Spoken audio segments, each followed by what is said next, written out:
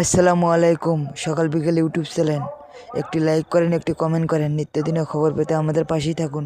মঙ্গলবার সকালে রাজধানীর ডিপ্লোমায় মহান স্বাধীনতার ঘোষক মহাদলীয় গণতান্ত্রিক শহীদ রাষ্ট্রপতি জিয়াউর রহমানের ৯০তম জন্মবার্ষিকী উপলক্ষে আলোচনা সভা করেন বিএনপি। অনুষ্ঠানে অংশ নেন বিএনপি সিনিয়র নেতারা। বলেন, শহীদ রাষ্ট্রপতি জিয়াউর রহমানের স্বাধীনতার ঘোষণা না দিলে বাংলাদেশ স্বাধীন হতো না। এ সময় শঙ্কা প্রকাশ করে দলের স্থায়ী কমিটির সদস্য মির্জা আব্বাস বলেন, দুটি রাজনীতি দল এবারের ইলেকশন ইঞ্জিনিয়ারিং করে কিছু আসন ভাগিয়ে নিতে চায়। তারা যে সততা, যে দেশপ্রেম নিয়ে কাজ করে গেছেন, আমাদের সকলকে সেই সততা দেশপ্রেম নিয়ে কাজ করতে হবে।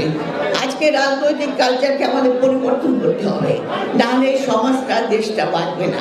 আজকে যদি আমরা নিজেরা পরিবর্তিত না হই, তাহলে দেশকে আমরা বাঁচাতে পারবো না। শহীদ প্রেসিডেন্ট জিয়া রহমান যে কথাটি বলতেন, উৎপাদনের রাজনীতি।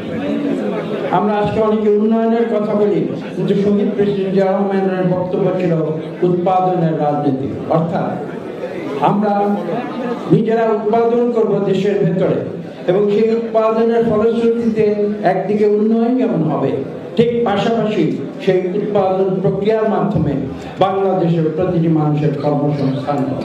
তিনি দেশের কল্যাণের জন্য নারী এবং শিশুদের জন্য মন্ত্রণালয় করলেন, যুবকদের জন্য মন্ত্রণালয় করলেন, কর্মসংস্থানের জন্য মন্ত্রণালয় করলেন।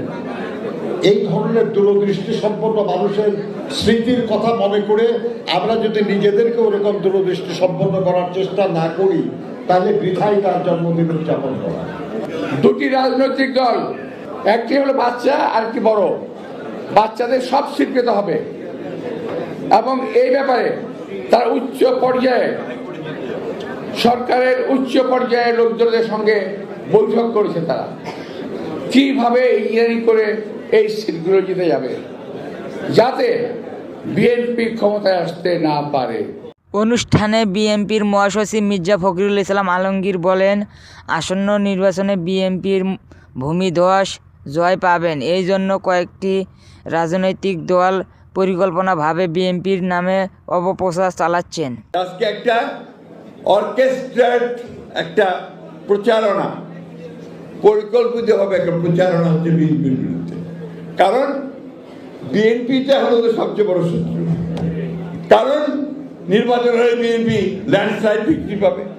আজকে যখন বাংলাদেশের মানুষ উন্মুখ হয়ে আছে যে বাংলাদেশের জাতীয়তাবাদের রাজনীতি, তারেক রহমানের নতুন রাজনীতি, আধুনিক রাজনীতি যা বাংলাদেশকে পাল্টে দেবে, তা গ্রহণ করবার জন্য উন্মুখ হয়ে আছে, তখন তারা আবার সেটাকে বিভ্রান্ত করার চেষ্টা করছে ধর্মের নামে। সংস্থার নামে প্রধান উপদেষ্টার প্রচারণার সমালোচনা করেছেন বিএনপির মহাসচিব মির্জা ফখরুল ইসলাম আলমগীর। পত্রিকা, রেডিও, টেলিভিশন খুব প্রচার হচ্ছে।